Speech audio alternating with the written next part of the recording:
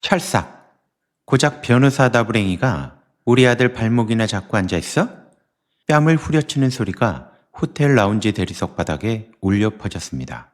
사교계 사모님 30명 앞에서 시어머니가 제 뺨을 후려친 거죠. 사흘 뒤 폭우가 쏟아지는 저희 집 대문 앞에서 시어머니는 밤새도록 무릎을 꿇고 싹싹 빌었습니다. 도대체 그날 이후 어떤 일이 벌어진 걸까요? 사연 시작 전 구독과 좋아요 한 번씩 눌러주시고 지금 어디에서 보고 계신지 댓글 남겨주시면 그곳으로 좋은 기운 가득 보내드리겠습니다. 안녕하세요. 제 이름은 정다은이라고 합니다. 올해 39살이고 서울 강남 테헤란로에서 작은 로펌 하나를 운영하고 있어요. 작년 9월 15일이었습니다. 강남 최고급 호텔 스카이 라운지에서 시어머니가 주최한 미술품 경매 파티가 열렸죠. 프라이빗 갤러리 관장이었던 시어머니는 삼청동 사교계에서 알아주는 안주인이었고 그날 자리는 신규 투자자를 유치하기 위한 자리였습니다. 저는 그 자리에 가고 싶지 않았죠. 결혼한 지 5년. 시어머니가 저를 손님들 앞에 데리고 나가서 좋은 소리를 해준 적이 단 한 번도 없었거든요. 결혼 첫 명절부터 그랬어요. 시댁 큰집에 인사를 갔더니 시어머니가 저를 어른들 앞에 세워두고 이렇게 소개하시더군요. 얘가 그 서울대 나온 애야. 근데 왜 우리 태성이한테 시집 왔는지 저도 아직 잘 모르겠어요. 그 말에 시댁 어른들이 다 같이 웃었고 저 혼자 어색하게 웃어야 했습니다. 그날 남편은 그 웃음의 의미를 알아채지 못한 척했죠. 그 후로도 시어머니가 저를 소개할 때마다 고작이라는 단어가 꼭 붙었습니다. 삼청동 갤러리 오프닝 때 사모님들 앞에서 우리 며느리는 고작 강남 어디 로펌 대표라고 소개하셨어요. 그때부터 저는 시어머니가 주최하는 자리에 나가는 게 두려웠죠. 하지만 그날 아침 남편이 제 손을 잡고 말하더군요. 이번 한 번만 잘 참아달라고. 이번 자리가 자기 공천에 얼마나 중요한지 당신도 알지 않느냐고요. 저는 남편의 그 눈빛을 믿었습니다. 그때까지만 해도 저는 이 결혼이 아직 회복될 수 있는 결혼이라고 생각했거든요. 호텔에 도착하니 라운지에는 이미 사교계 사모님 30명 정도가 자리를 잡고 있었습니다. 대부분 재벌가 안주인이거나 대형 로펌 대표 사모, 병원 이사장 부인 같은 분들이셨죠. 창밖으로는 강남 야경이 반짝이고 있었고 라운지 안쪽에는 그날 경매에 오를 미술품 6점이 조명 아래 진열되어 있었습니다. 시어머니는 저를 보자마자 손을 잡아 끌더니 사모님들 앞에 세워 인사를 시켰습니다. 여러분, 제 며느리 정다은이라고 합니다. 저는 허기를 숙였죠. 사모님들이 웃으면서 잘 부탁한다고 인사를 받아주셨고 저도 명함을 한 장씩 건넸어요. 그때까지만 해도 분위기는 괜찮았습니다. 그런데 사모님 한 분이 무심코 명함을 들여다보시더니 묻더라고요. 어머, 정혜 파트너스 대표 변호사시라고요? 그 젊은 나이에 대단하네. 그 말이 끝나기가 무섭게 시어머니의 얼굴이 확 굳었습니다. 저는 그 표정 변화를 여러 번 봤기 때문에 오늘도 뭔가 시작되겠구나 싶었죠. 시어머니는 억지 웃음을 지으면서 말을 이어갔어요. 아유, 사모님 대단은요. 강남에 널린 게 변호사 명함 아닙니까?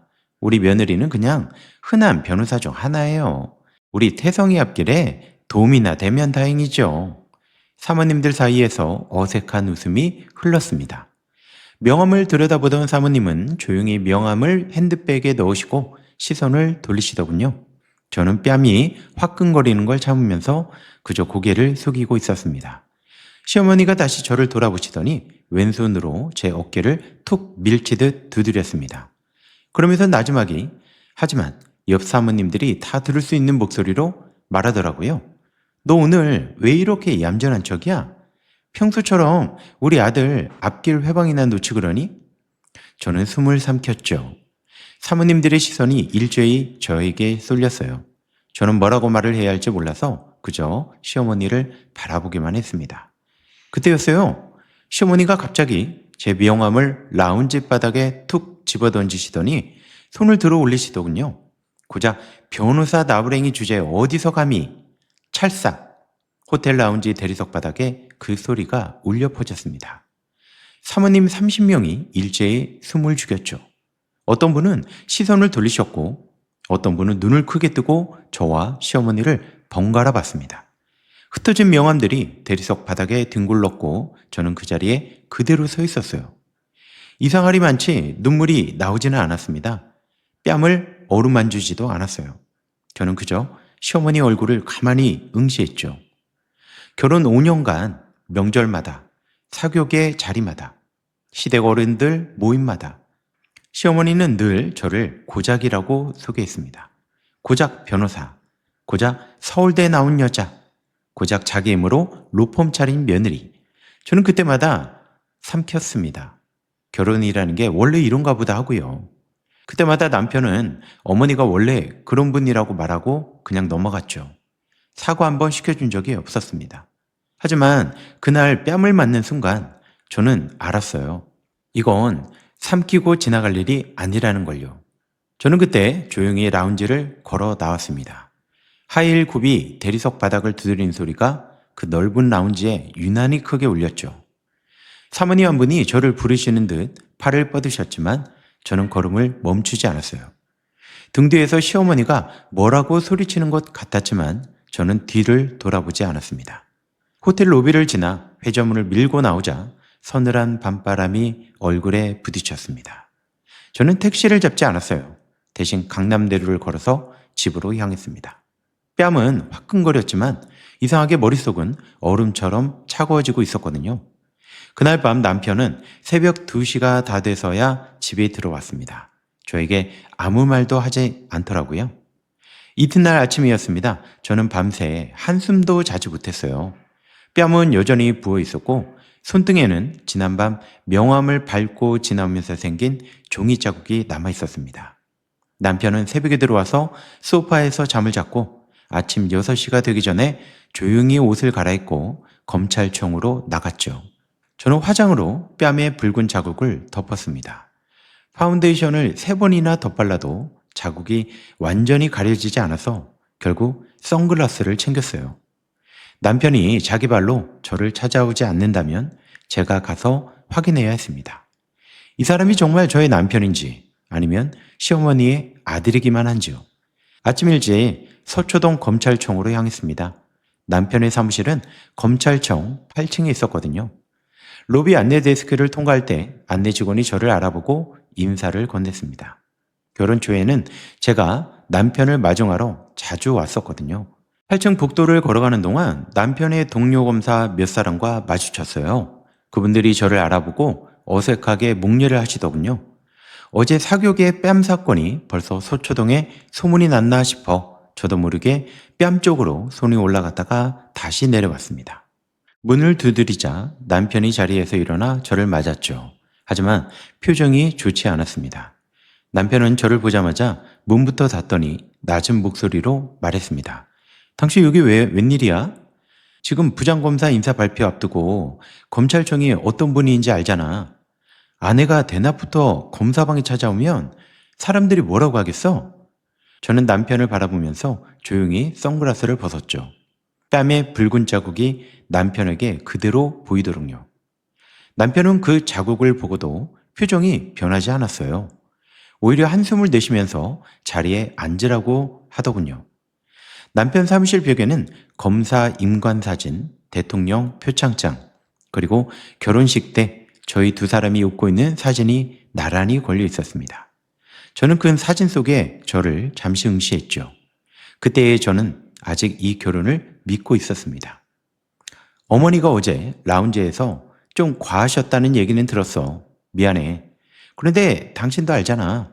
어머니가 원래 다혈질이신 거.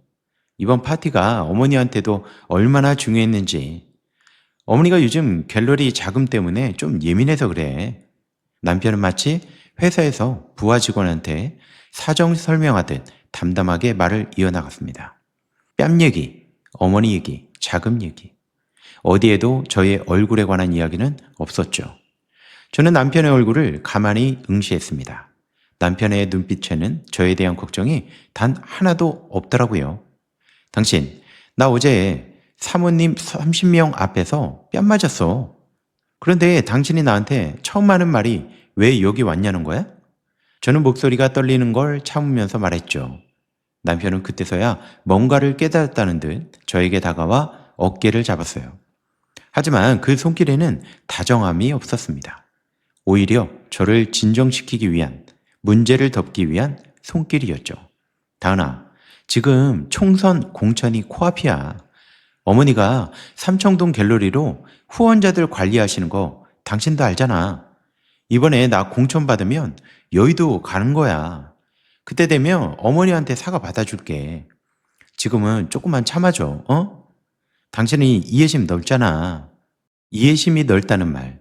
결혼 5년간 남편이 시어머니 관련해서 저에게 가장 자주 쓴 말이었습니다. 그 말에 저는 매번 이해심을 발휘해야 했고, 시어머니는 매번 사과 없이 다음 라운드를 준비하셨죠. 저는 그 순간 알았습니다. 이제 이 결혼은 이미 끝났다는 것을요.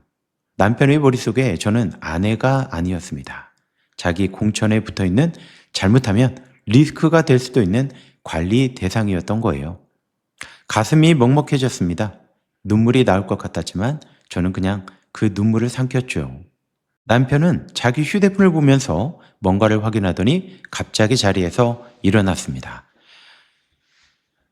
부장님이 부르시네. 잠깐만 있어봐. 커피 한 잔 시켜놓고 있을 테니까 마시고 있어. 이따 나가면서 얘기하자. 남편은 재킷을 걸치고 서둘러 방을 나갔죠. 문이 닫히는 소리를 들으면서 저는 그 감색 파일을 다시 바라봤어요. 왜 그랬는지 모르겠습니다. 결혼 5년 동안 저는 한 번도 남편의 서랍을 열어본 적이 없거든요. 남편을 그만큼 신뢰했고 부부 사이에는 사생활이 있어야 한다고 믿었으니까요. 하지만 그날은 왠지 손이 저절로 움직이고 있었습니다. 저는 자리에서 일어나 남편의 책상 앞으로 걸어갔죠. 그리고 조용히 서랍을 열었습니다. 감색 파일 위에 손글씨로 짧게 뭐라고 적혀 있었습니다. 별도 관리라고요. 남편의 필체였죠. 저는 심장이 뛰는 걸 참으면서 이 파일을 열었습니다. 첫 장을 넘기자마자 숨이 막혔어요. 대기업 이름이 찍힌 후원 계약서였습니다. 계약자는 남편 이름이었고 후원 금액은 매달 2천만 원. 명목은 자문료로 되어 있었지만 계약서 뒷장에는 별도 조항이 붙어 있더라고요. 후원 기간 중 해당 기업 관련 수사가 개시될 경우 갑측의 사전 협의 없이 진행하지 아니한다. 저는 손이 떨렸습니다.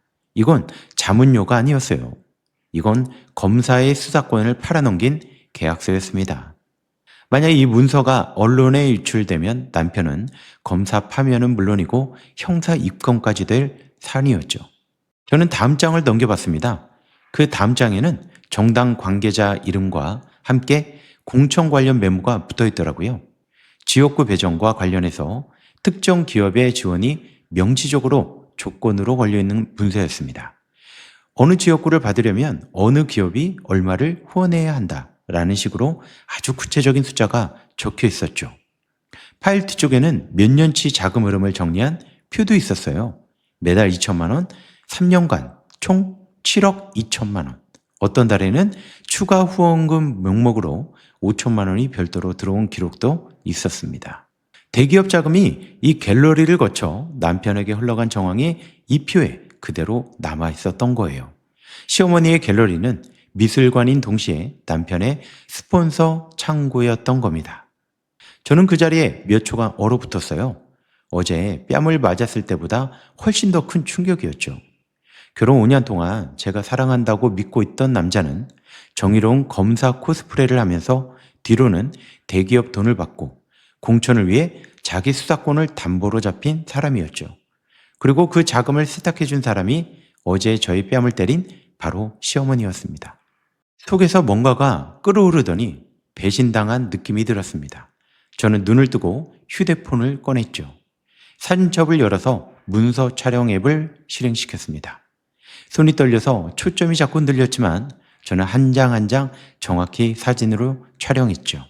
후원계약서, 공천 관련 메모, 계약자 서명란까지 3번에 나눠 모두 다 촬영했습니다. 제 자리로 돌아와 앉았을 때 복도 쪽에서 남편의 발소리가 들렸죠.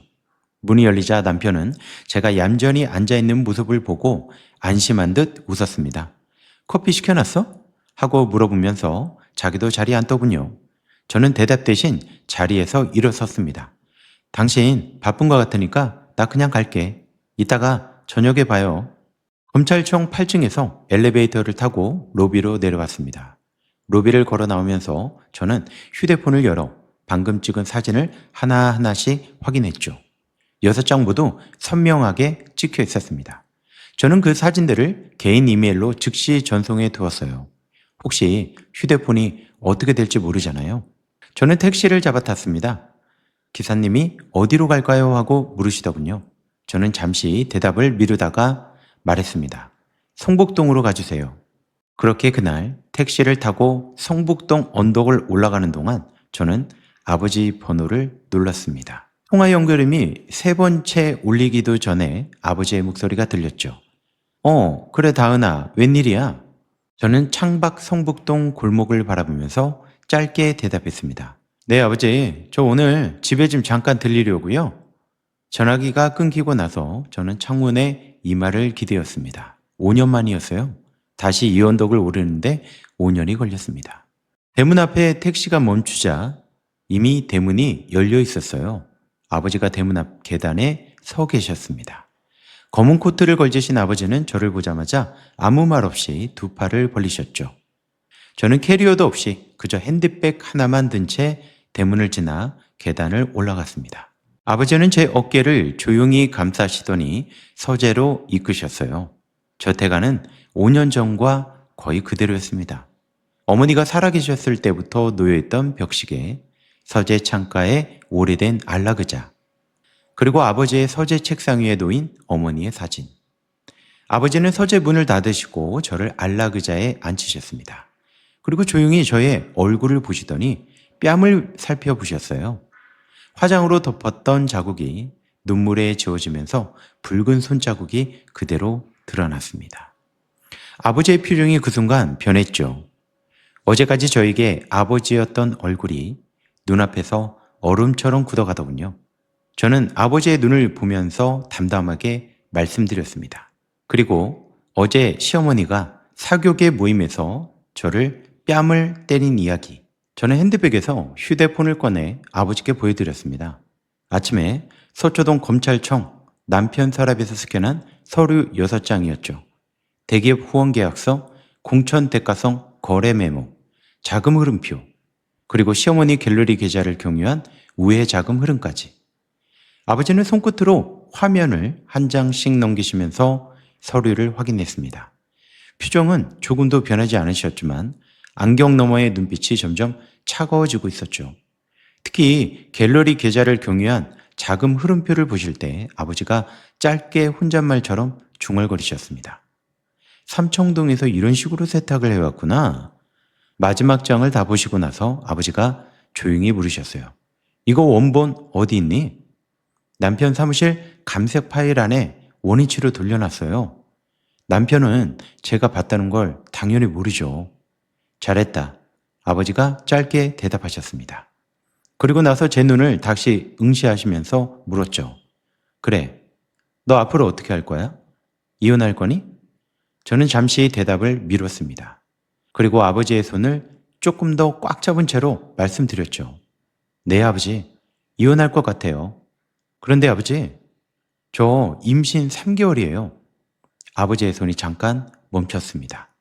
아주 짧은 순간이었지만 저는 느꼈어요. 그리고 아버지가 저를 안락의자에서 일으켜서 조용히 안아주셨죠. 잘 왔다, 잘 왔어, 우리 딸. 그 짧은 세 마디를 아버지는 반복하셨죠. 저는 그 자리에서 소리 없이 울었습니다. 한참 뒤에 아버지가 서재 책상으로 걸어가시더니 인터폰을 눌렀습니다. 김 실장 좀 올려보내, 지금 당장.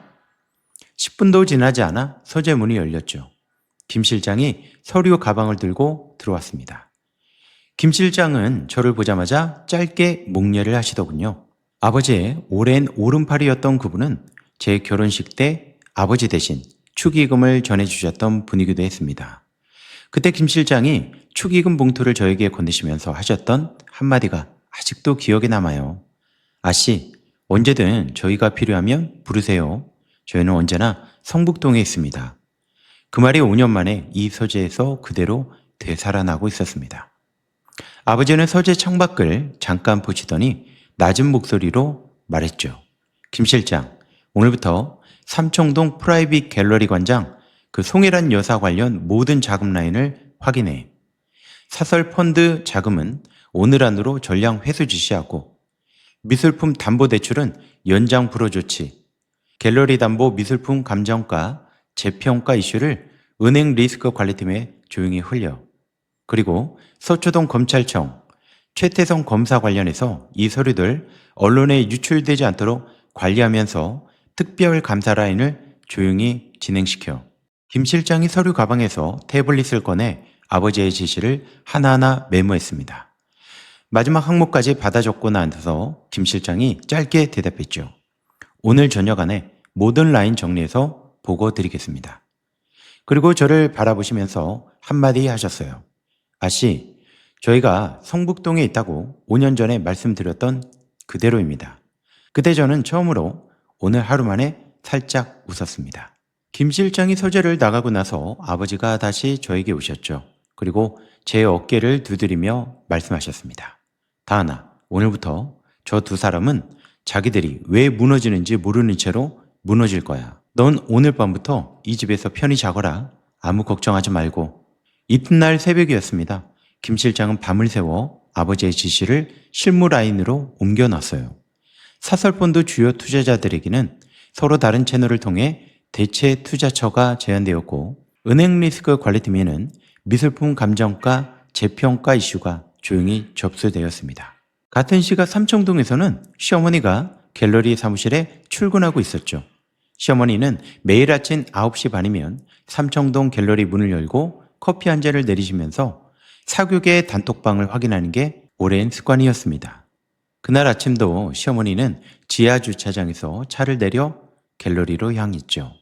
큐레이터가 문 앞에서 관장님 좋은 아침입니다 하고 인사를 건네자 시어머니는 평소처럼 짧게 목례로 답하셨습니다. 관장실에 앉아 커피 잔을 드시려는 순간 책상 위 유선 전화가 울렸죠. 주거래은행 담당 지점장이었습니다. 관장님 안녕하세요. 다름이 아니라 오늘 오전에 본점 리스크 관리팀에서 갤러리 담보대출 관련 긴급 검토 지시가 내려왔다고 안내해 드립니다. 다음 주 이자 상환일 전에 담당 이사께서 직접 방문 예정이시니 시간 조율 부탁드립니다. 시어머니는 커피잔을 든 채 잠깐 침묵했어요. 담보대출 관련 본점 지시라니 지금까지 3년 넘게 별 문제 없이 굴러왔던 라인이었죠. 시어머니는 목소리를 가다듬으면서 대답했습니다. 무슨 문제가 있는 건가요? 지점장은 조심스럽게 대답했습니다.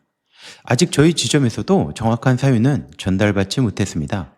다만 담보로 잡혀있는 미술품 감정가, 재평가 이슈가 언급되었다는 정도만 들었죠. 시어머니는 전화를 끊고 나서 커피잔을 조용히 내려놨죠. 미술품 감정가, 재평가. 그건 시어머니 갤러리에서 담보로 잡혀있는 미술품 중에 일부가 가짜라는 걸 알게 되면 즉시 대출 회수로 이어질 수 있다는 뜻이었죠. 시어머니가 3년 동안 유지해온 자금 구조가 그 한마디에 흔들리기 시작한 겁니다. 시어머니는 즉시 사설펀드 담당 매니저에게 전화를 했어요.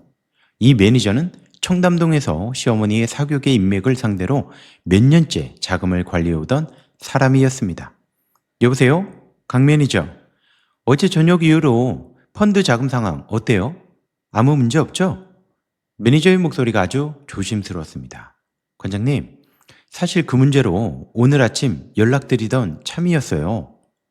어제 저녁 늦게부터 오늘 새벽 사이에 주요 투자자 몇 분이 갑자기 자금 회수 요청을 넣으셨습니다.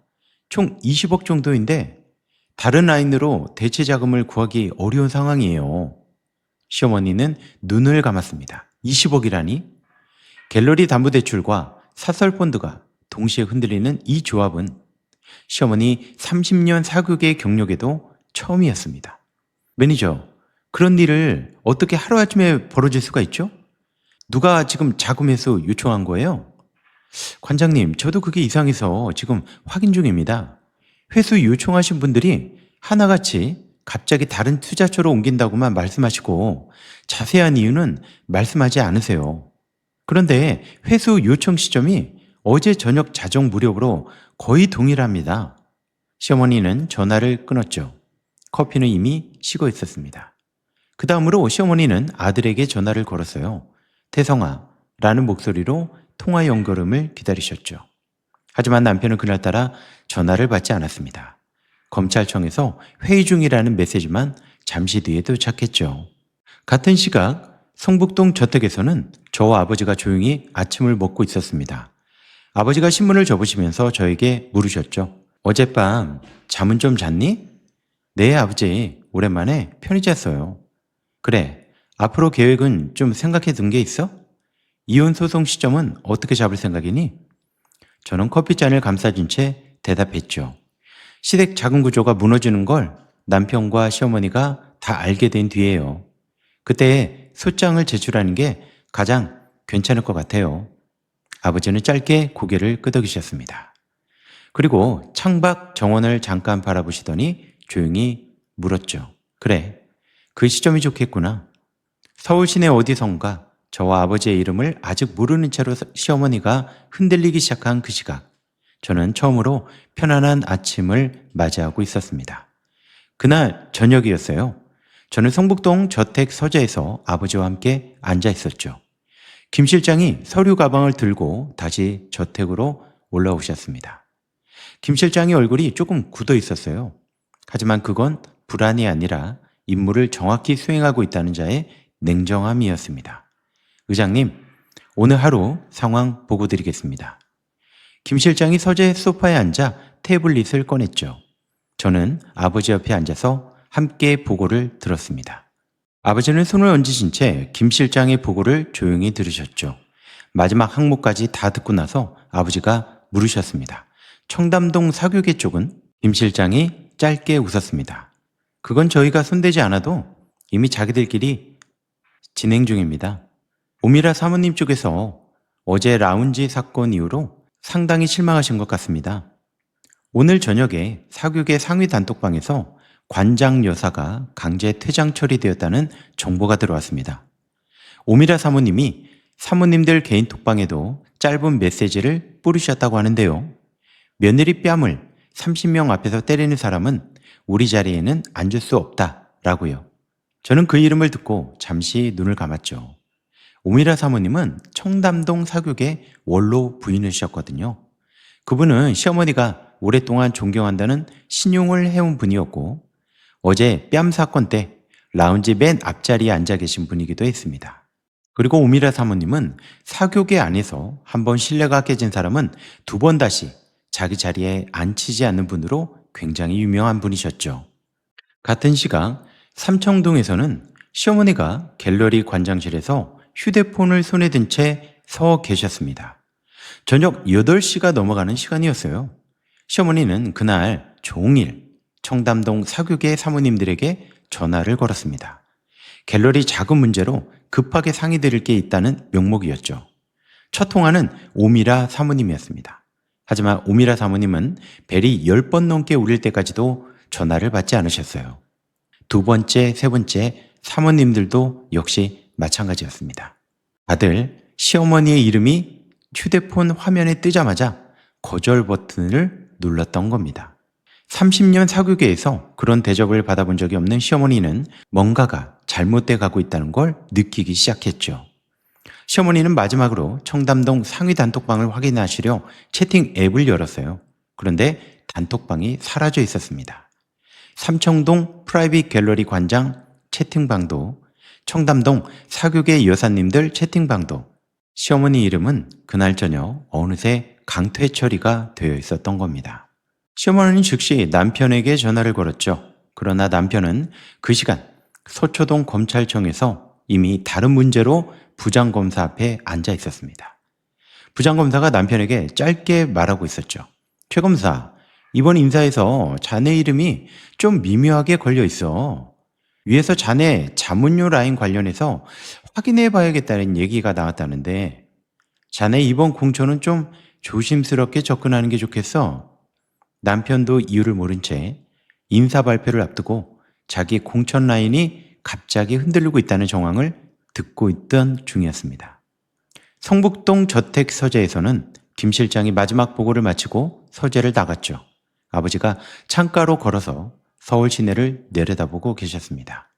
저 아래 삼청동과 서초동 두 방향에서 오늘 밤 두 사람이 얼마나 흔들리고 있을지 아버지는 이미 다 알고 계신 것 같았습니다. 사흘이 지난 뒤였습니다. 저는 성북동 저택 2층 서재에서 김 실장의 정기보고를 받고 있었죠. 그 사흘 동안 삼청동과 서초동은 이미 조용히 무너져 내리고 있었습니다. 같은 시각 삼청동에서는 시어머니가 주거래 은행 본점에 도착하고 계셨습니다. 관장이 본점에 직접 호출된다는 건 갤러리 30년 역사에서 처음이었거든요. 시어머니는 본점 25층 임원 대기실에 앉으시면서 처음으로 이 자리가 얼마나 특별한 자리인지 실감하셨습니다. 대기실 벽에는 은행 창립 이래의 이사장들 초상화가 걸려 있었고 창밖으로는 여의도 강변이 내려다 보였어요. 30년 사교계 안주인이셨던 시어머니에게도 그 대기실의 공기는 낯설었을 겁니다. 15분 뒤 담당 이사실로 안내해 주셨어요. 담당 이사는 시어머니 앞에 감정평가 보고서 세부를 조용히 내려놨죠.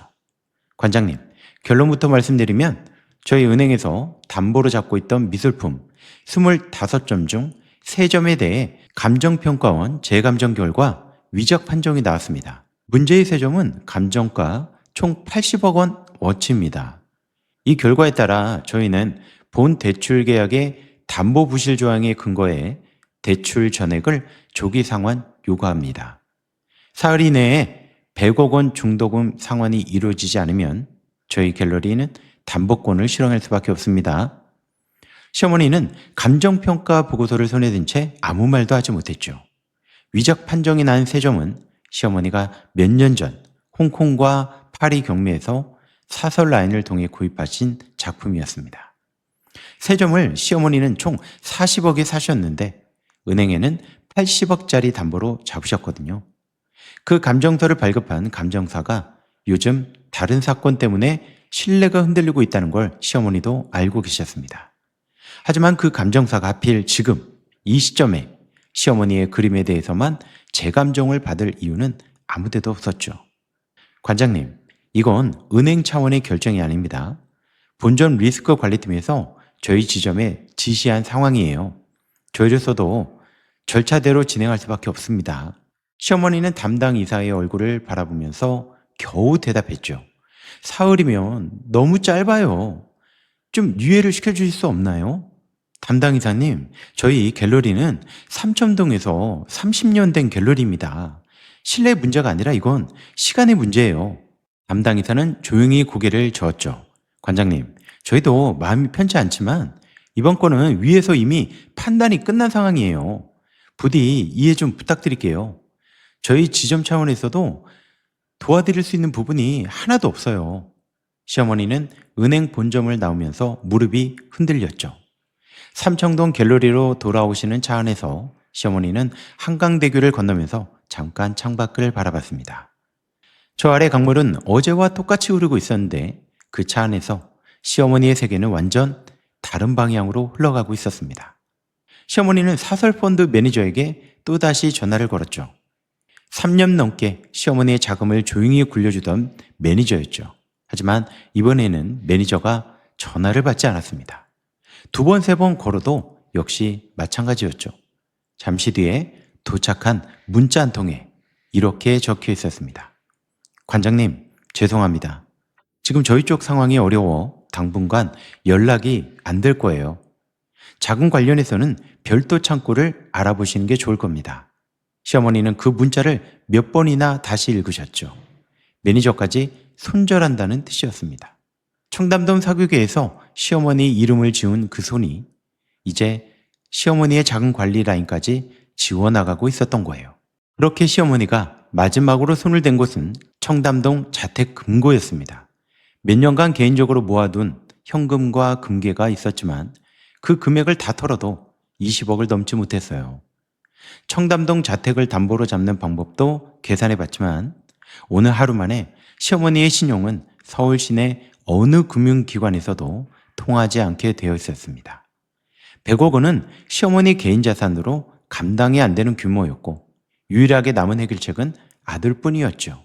하지만 시어머니는 아직 아들이 그날 하루 뭘 겪고 있는지 전혀 모르셨습니다.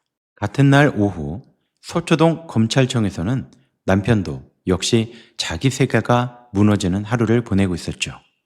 그날 오전 남편은 감찰관실로부터 정식 통보를 받았습니다. 대기업 자문료 라인 관련 정식 조사가 개시된다는 통보였죠. 감찰관은 정중한 어조로 통보문을 읽었습니다.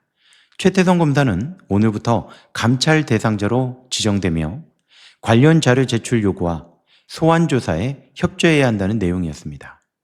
남편은 감찰관실을 나오면서 얼굴이 하얗게 질렸다고 김 실장의 보고에 적혀 있었죠. 남편은 그 즉시 부장검사실로 향했죠. 부장검사님이라면 자기를 도와주실 거라고 남편은 굳게 믿고 있었습니다. 며칠 전까지만 해도 부장검사가 어깨를 두드리며 최 검사, 이번 인사에서 자네 이름 위로 올려두었네 하시던 그 방이었거든요. 남편이 부장검사실 문을 두드리자 안에서 잠깐만 있으라는 짧은 대답이 돌아왔죠. 남편은 문 앞 복도에서 30분을 서 있었습니다. 그 30분 동안 남편은 몇 번이나 자기 자문료 라인의 위치를 되뇌셨어요. 어느 문서가 밖으로 나갔는지, 누가 그 문서를 확보했는지, 왜 하필 오늘이었는지 남편은 그 문 앞에서 자기 인생의 3년치 계산을 되짚어 보고 있었습니다. 30분 뒤 부장검사실 문이 열렸을 때 부장검사는 남편을 보더니 짧게 목례만 하고 다른 방으로 걸어갔죠. 눈을 마주치지도 않았습니다. 며칠 전까지만 해도 최 검사, 이따 술 한잔하자 그렇게 말하던 사람이 그 순간 남편의 이름을 부르지도 않고 돌아선 겁니다. 남편이 복도를 걸어 자기 방으로 돌아오는 동안 동료 검사 몇 사람과 마주쳤어요. 그들도 남편의 얼굴을 보자 시선을 피하시더군요. 어제까지 형님 하며 붙어 다니던 후배 검사들도 남편에게 목례조차 하지 않았어요. 복도는 여전히 어제와 똑같은 상황이었지만 그 복도에서 남편은 그 순간 완전히 혼자가 되었습니다. 그날 저녁 6시 뉴스에서 속보가 처음 나왔습니다. 지상파 3곳과 종편 2곳에서 거의 동시에 같은 문장이 나갔어요. 서초동 검찰청 소속 최모 검사, 대기업 자문료 명목 수수 의혹으로 정식 감찰 개시. 감찰 과정에서 총선 공천 관련 대가성 거래 정황 다수 확인. 남편의 이름 석자가 완전히 노출된 건 아니었지만 서초동에서는 이미 최모 검사가 누구를 가리키는지 다 알고 있었어요. 뉴스가 나간 지 30분도 지나지 않아 남편의 휴대폰이 조용해졌습니다. 어제까지 하루에 100통씩 오던 전화가 그날 저녁 이후로 단 한 통도 오지 않았던 거죠. 문자 알림도 메시지 앱 알림도 완전히 멈췄습니다. 세상이 남편의 이름을 조용히 지우기 시작한 거죠. 밤 9시에는 이제 2번째 속보가 이어졌습니다. 정당 사무국이 최모 검사의 공청심사에서 사실상 배제 결정을 내렸다는 짧은 발표였습니다. 남편이 3년 넘게 준비해온 여의도 행위, 그 2줄짜리 발표로 끝나버린 겁니다. 남편은 검찰청 자기 방에 앉아서 어머니에게 전화를 걸었어요. 목소리에 힘이 하나도 없었죠. 어머니, 오늘 밤 청담동 자택으로 갈게요. 상의드릴 게 있어요. 시어머니는 그 시각 삼청동 갤러리에서 100억 원 상환 방안을 놓고 혼자 고민하고 있었습니다. 아들의 전화를 받으신 시어머니는 목소리에 힘이 하나도 없었죠. 그래, 오늘 밤 청담동에서 좀 보자. 두 사람은 그날 밤 청담동 시어머니 자택 응접실에서 마주 앉았죠. 시어머니가 먼저 입을 열었습니다. 태성아, 이게 갑자기 다 뭐냐? 우리 갤러리 3년 만에 대출 회수 통보가 왜 이렇게 급하게 나오고 사설펀드는 왜 20억이 사흘 만에 회수되고 청담동 사모님들은 왜 내 전화를 하나도 안 받는 거지? 너 감찰 통보 받았다는 소문도 여기저기 난린데 도대체 이게 무슨 일이야? 남편 역시 자기 자문료 라인이 왜 하필 이번 주에 감찰 라인에 걸렸는지, 그리고 왜 그 시점에 어머니 갤러리 작은 구조까지 동시에 흔들리고 있는지 남편 역시 그 이유를 전혀 알지 못했죠. 자정 무렵이었습니다. 응접실 벽시계가 12번을 울렸죠. 응접실 창밖으로 청담동 자택정원의 조명이 여느 날과 다름없이 조용히 정원을 비추고 있었습니다. 하지만 그 자택 안 공기는 이미 어제와 굉장히 달랐어요. 그때 응접실 초인종이 울렸습니다. 시어머니와 남편이 서로를 바라봤죠. 이 시간에 이 집에 찾아올 사람이 있을까 싶었던 겁니다. 가정부가 응접실 문을 열고 조심스럽게 알렸어요. 관장님, 정재훈 회장님이 오셨어요. 정재훈 회장, 남편의 오랜 지인이자 금융가 인사였습니다. 남편이 검사 초임 시절 서초동에서 열린 어느 접대 자리에서 처음 만나 3년 넘게 술자리를 함께해온 분이셨죠.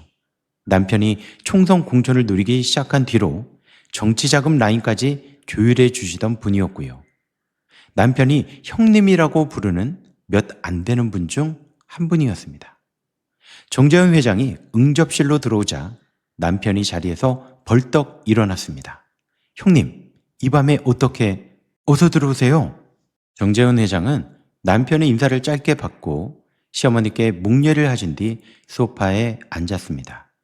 그리고 아무 말 없이 시어머니와 남편의 얼굴을 잠깐 바라봤죠. 정재훈 회장의 표정에는 남편에게 늘 보이던 형님 같은 미소가 없었습니다. 대신 그 자리에는 뭔가를 알려줘야 하는 사람의 무거움이 있었죠. 태성아, 정재훈 회장이 낮은 목소리로 불렀습니다. 오늘 저녁에 금융가 쪽에서 얘기 하나가 들어왔는데 너한테 직접 얘기를 해줘야겠다 싶어 왔다. 관장님 계신 자리에서 말씀드리는 게 나을 것 같아서. 시어머니가 자리를 고쳐 앉았죠. 남편은 잔뜩 긴장한 얼굴로 정재훈 회장을 바라봤습니다. 응접실이 잠깐 조용해졌어요. 정재훈 회장은 찻잔을 한번 들어 올리고 다시 내려놓은 뒤 짧게 뜸을 들였습니다. 태성아, 너희 아내 성함이 정다은이지? 네, 형님. 맞아요. 저의 아내입니다. 정재훈 회장이 잠깐 침묵하시더니 조용히 이어가셨어요. 너 혹시 그 며느리 친정 배경 알고 있니? 남편은 잠깐 말을 잇지 못했죠. 결혼할 때부터 저는 남편에게 저의 친정 얘기를 거의 하지 않았거든요. 성북동에 저희 친정이 있다는 것, 아버지가 사업을 하고 있다는 것 정도가 남편이 알고 있는 전부였습니다. 형님, 그냥 성북동에 계신 어른이시고 오래전에 은퇴하신 사업가라고만 알고 있습니다. 자세한 건 저도 잘 몰라요. 정재훈 회장이 짧게 한숨을 내쉬었죠. 그리고 나서 시어머니와 남편의 얼굴을 번갈아 바라보면서 낮은 목소리로 말했습니다. 태성아, 관장님 잘 들으세요. 정다은 씨 친정 아버님이 정선우 의장이십니다. 전 법무부 장관, 현재 JS 인베스트 의장이요. 그 성북동 저택에 계신 그분이 바로 저의 오랜 존경 대상이시기도 합니다. 순간 응접실이 조용해졌습니다. 그때 시어머니 손에 들고 있던 찻잔이 접시 위로 떨어졌습니다. 순식간에 도자기가 깨져버린 거죠. 남편은 소파에 앉은 채로 얼어붙었습니다. 얼굴에선 순식간에 핏기가 사라졌죠.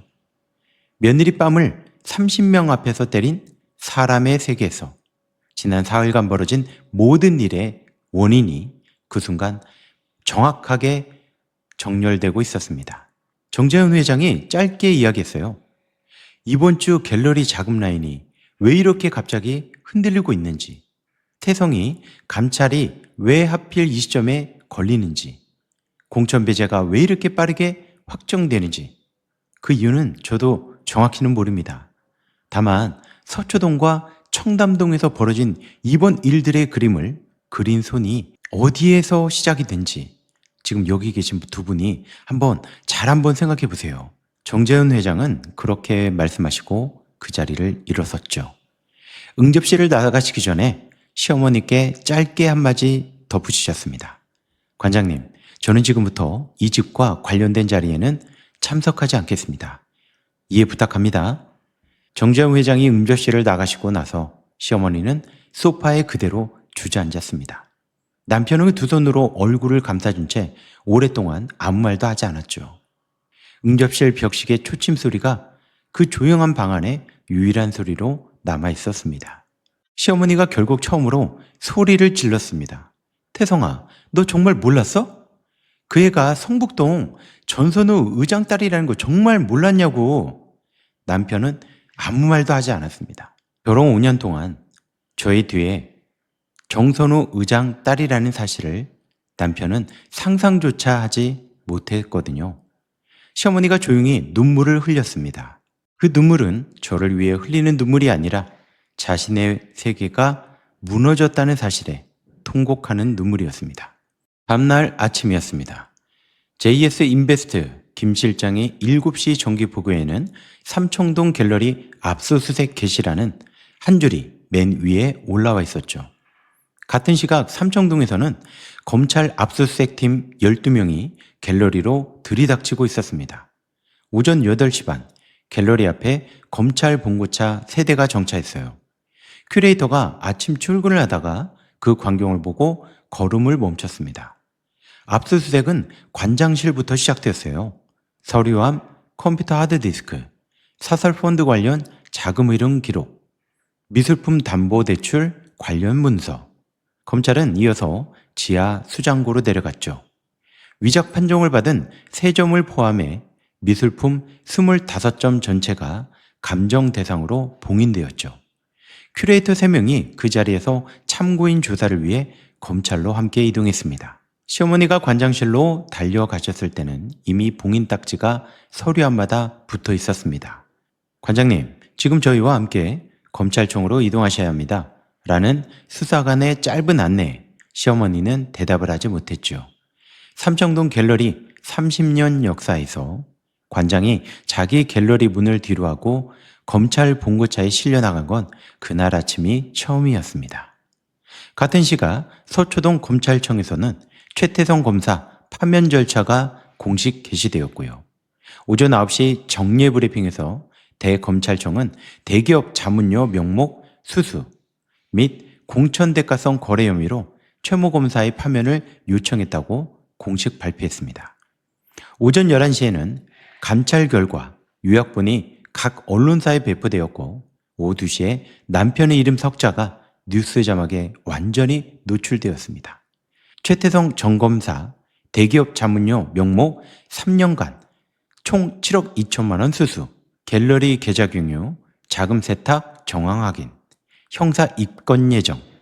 남편은 그날 오후 청담동 자택 응접실에 앉아 뉴스를 보고 있었죠. 자기 이름 석자가 자막으로 흘러나가는 걸 남편은 소리 없이 보고 있었습니다. 그때 시어머니는 그 옆에 앉아 아무 말도 하지 못하고 있었죠. 아침에 검찰 봉고차에 실려 나간 뒤 조사를 마치고 청담동으로 돌아온 시어머니의 얼굴에는 30년 사교계의 자존심이 하나도 남아있지 않았습니다. 그날 오후 청담동 자택의 초인종은 한 번도 울리지 않았어요. 사교계 사모님 누구도 시어머니에게 위로 전화를 걸지 않았죠. 남편의 후배 검사 누구도 남편에게 소식을 묻지 않았습니다. 정재훈 회장의 이름조차 남편의 휴대폰에서 사라져버렸죠. 남편이 그날 오후 정재훈 회장에게 3번 전화를 걸었지만 3번 다 통화 연결음이 10번 넘게 울리다 끊어져 버렸습니다. 오후 5시 청담동 자택 응접실에는 시어머니와 남편 단 2사람만 앉아 있었죠. 그때 어머니가 말했습니다. 태성아, 우리 이제 어디로 가야 하냐? 청담동은 이제 우리를 받아주지도 않고 서초동도 사교계도 우리를 다 지웠어. 이 상황을 풀어줄 수 있는 사람이 이제 딱 한 사람밖에 안 남았다. 우리 다은이 저녁에 우리 며느리가 있는 성북동으로 가야 돼. 밤새 무릎을 꿇어서라도 꼭 며느리를 만나야 된다고. 남편은 대답을 하지 못했죠.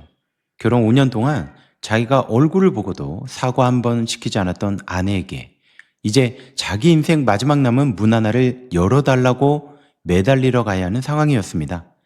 남편의 얼굴에 어제까지 남아있던 마지막 자존심마저 사라져버렸어요. 남편은 짧게 대답했죠. 네, 어머니 가야죠. 오늘 밤 성북동으로 가겠습니다. 그 시각 성북동 저택 서재에서는 아버지와 저와 김 실장이 창밖을 바라보고 있었습니다. 오후부터 이미 서울 전역에 큰 비 예보가 내려져 있었어요. 김 실장이 태블릿을 확인하더니 이렇게 말했습니다. 저녁 8시 청담동 자택에서 관장 여사와 최정 검사가 성북동으로 출발할 예정입니다. 저희는 대문 앞 CCTV 세대로 실시간 화면을 서재로 띄워놓겠습니다. 아버지가 창밖을 보시면서 조용히 말씀하셨어요. 대문은 절대 열지 마라. 오늘 밤 저 사람들은 저 대문 앞에서 밤을 지새울 거야. 그게 지난 5년간에 대한 정확한 청구서다. 저택 안 모든 직원에게 오늘 밤 대문 근처에 나가지 말라고 지시해놔. 인터폰 벨은 꺼놓고 저 사람들 얼굴이 대문 CCTV에 잡히면 그때부터 시간을 재도록 해. 새벽에 다은이가 나가서 마무리할 거다. 김 실장이 짧게 대답했습니다. 알겠습니다, 의장님. 그날 저녁 폭우가 시작되었습니다. 저녁 8시가 조금 지나서 성북동 저택 대문 앞 CCTV에 검은 세단 2대가 잡혔죠. 김 실장이 저와 아버지가 있는 서재의 모니터로 실시간 화면을 띄워주셨습니다. 첫 번째 세단에서 시어머니가 내리셨어요. 30년 사교계에서 늘 정갈하게 정돈된 모습으로 사교계 사모님들 앞에 서 계시던 분이 그날 저녁에는 비를 그대로 맞으면서 대문 앞으로 걸어오셨습니다. 시어머니의 머리는 몇 초 만에 완전히 젖어 얼굴에 달라붙었죠. 우산도 없고 코트 옷깃도 세우지 않으신 채로 그저 대문 하나만 바라보면서 걸어오셨습니다. 두 번째 세단에서 남편이 내렸어요. 남편도 역시 우산 없이 폭우 속으로 걸어 나왔습니다. 남편의 검은 정장이 몇 걸음 만에 완전히 젖었죠. 남편은 어머니 옆으로 다가와 잠깐 어머니 어깨를 부축하더니 곧 어머니와 나란히 대문 앞에 섰습니다. 시어머니가 대문 초인종을 눌렀어요. 2번, 3번, 5번. 하지만 대문 안에서는 아무 반응이 없었죠. 김 실장은 이미 저택 안 인터폰을 완전히 차단해버렸거든요. 시어머니와 남편은 잠시 서로를 바라보더니 두 분 다 대문 앞 대리석 계단에 무릎을 꿇으셨습니다. 그 큰 대리석 계단에 폭우가 쏟아지고 있었고 두 사람의 옷은 이미 몇 분 만에 완전히 젖어버렸죠. 대리석 위에 물이 얕게 고여 있어서 시어머니의 무릎이 물 웅덩이 안에 잠겨 있었습니다. 시어머니가 대문을 향해 소리치기 시작했어요. 다은아, 다은아, 시애미가 왔다. 내가 잘못했다. 제발 한 번만 문 좀 열어줘라.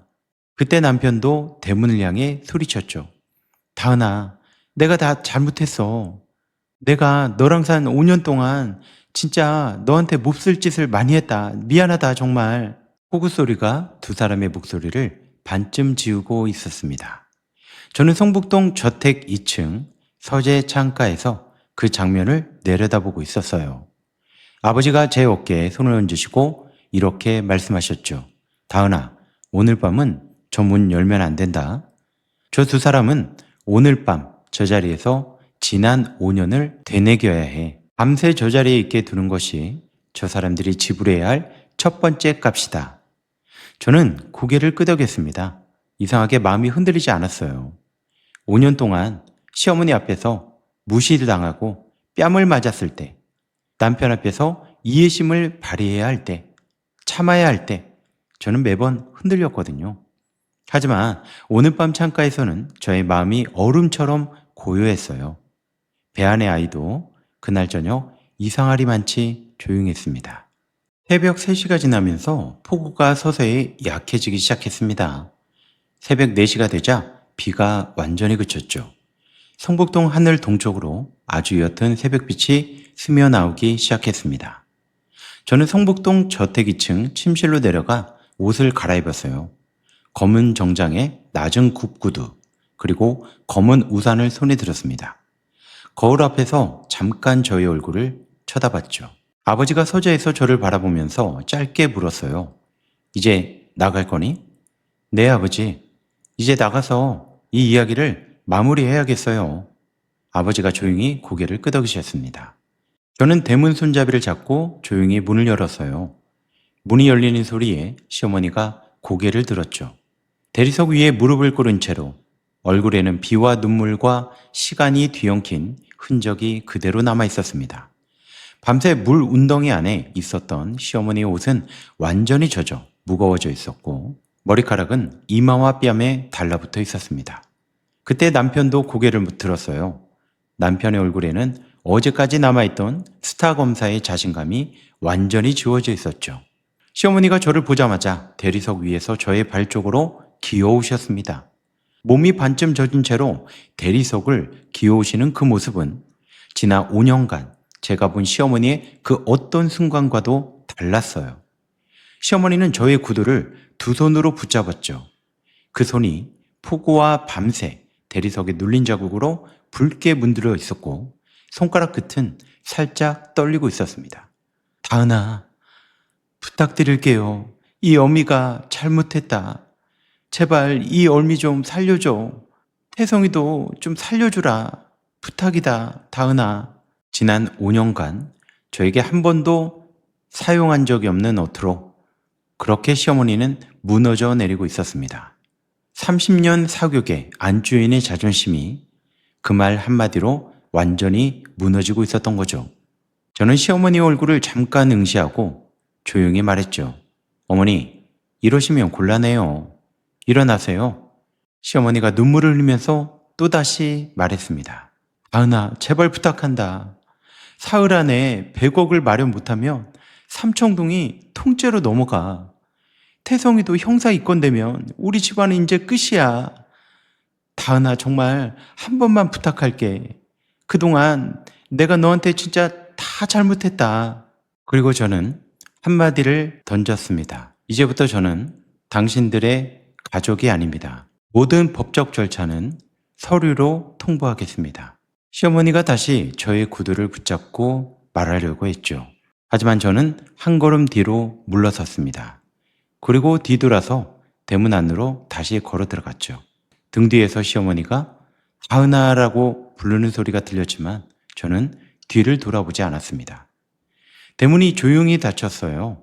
그 대문 닫히는 소리가 그 새벽 성북동 골목에 유난히 크게 울렸습니다. 저는 대문 안쪽에서 잠깐 눈을 감았죠. 5년이 그 대문 하나를 닫는 것으로 정확히 정리되고 있었습니다. 그날 새벽 5시 대문이 닫힌 뒤로 저의 삶에서 지난 5년이 한 방향으로 정리되기 시작했습니다. 정확히 일주일 뒤 저는 서울가정법원에 이혼소장을 제출했죠. 소장은 저 개인 명의로 접수했습니다. 정앤파트너스 대표 변호사 정다은이 아니라 최태성의 아내 정다은으로요. 이 사건만큼은 저의 이름 뒤에 다른 어떤 직함도 붙이고 싶지 않았습니다. 유책 사유 증거로 제출한 문서에는 정확히 세 뭉치였죠. 첫째, 남편이 서초동 검찰청 감색 파일 안에 보관하고 있던 대기업 자문료 명목수수 계약서와 공천대가성 거래문서 스캔본 6장. 그저께 아침 남편이 부장검사한테 잠깐 부름받은 사이 제가 조용히 촬영해 두었던 그 서류였습니다. 둘째, 지난 5년간 남편이 저에게 보낸 문자 중에서 시어머니 관련 이해심을 요구하며 저를 감정적인 여자 취급했던 대화 기록 7건. 셋째, 결혼 5년 동안 시어머니가 저에게 하신 뺨질과 언어폭력 관련 정황 진술서와 사교계 사모님 2분의 참고인 진술서였어요. 오미라 사모님이 그중 한 분이셨죠. 재판은 이미 시작 전부터 승부가 정해진 재판이었습니다. 남편은 자기 형사재판을 방어하는데도 여력이 없는 상황이었고 이혼소송 담당 변호사를 선임할 자금 여력도 이미 남아있지 않았습니다.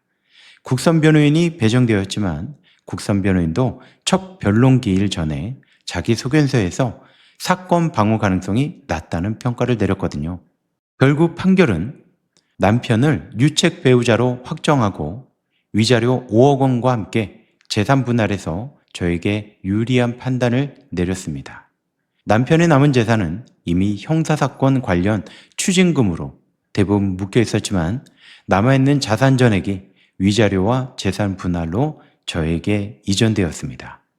남편은 이혼 판결과 동시에 자기 이름 뒤에 남아있던 마지막 금전적인 라인까지 전부 잃어버리게 된 거죠. 같은 시각 삼청동에서는 갤러리 경매 절차가 진행되고 있었습니다. 100억 원 상환 기한이 지나면서 갤러리 담보권이 실행되었고 삼청동 프라이빗 갤러리는 그 이름 그대로 경매 시장에 나왔습니다. 새 소유주는 다른 사극의 원로 가문 쪽이었죠. 그 원로 가문은 갤러리 이름을 완전히 바꾸고 시어머니 이름은 삼청동에서 그렇게 사라졌습니다. 시어머니는 갤러리 경매와 동시에 사설 펀드 사기 혐의로 구속되었고요.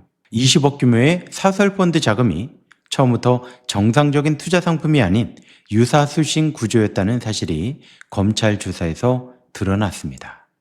시어머니는 서울구치소에 수감되었고 사극의 안주인의 옷 대신 수의를 입은 채 검찰 조사실에 앉게 되었습니다. 청담동 자택도 몇 달 뒤 경매에 붙여졌고 시어머니가 30년간 사극의 안주인으로 앉으셨던 그 응접실은 다른 사람의 응접실이 되었습니다. 남편이 구속된 지 몇 주 뒤 남편의 형은 청담동 자택 마지막 짐을 정리해서 저소득 지역의 작은 아파트로 이사하셨다고 김 실장이 보고했습니다. 삼청동 갤러리 관장 여사와 서초동 스타 검사의 이름이 청담동에서 완전히 지워지는 과정이었죠. 3달 뒤였습니다. 여의도 국제금융센터 근처 25층짜리 빌딩. 그 빌딩 20층에 저희 새로운 로펌 사무실이 자리를 잡았죠. 로펌 이름은 정앤다운. 원래 정앤 파트너스로 강남 테헤란로에서 운영하던 로펌을 여의도로 옮기고 이름을 새롭게 지었습니다. 창밖으로 여의도 한강 야경이 펼쳐져 있었습니다. 마포대교 조명이 강물 위에 잔잔하게 반사되어 있었고 저 멀리 강남 방향에서는 도시 조명이 은은하게 흘러가고 있었죠. 저는 대표실 창가에 서서 창밖을 바라봤습니다. 저도 모르게 배 위로 손이 가더라고요. 이제 태어날 시간이 정말 얼마 남지 않은 저 아이가 그 순간 저의 배 안에서 조그맣게 몸을 뒤척였습니다. 빌딩을 나서면서 저는 뒤를 돌아보지 않았습니다. 여의도 새벽 골목 위로 옅은 안개가 조용히 깔리고 있었어요. 자, 오늘의 이야기가 좋으셨다면 구독과 좋아요 한 번씩 눌러주시고요. 어디에서 이 이야기를 듣고 계신지 댓글로 한마디씩만 부탁드리겠습니다. 감사합니다.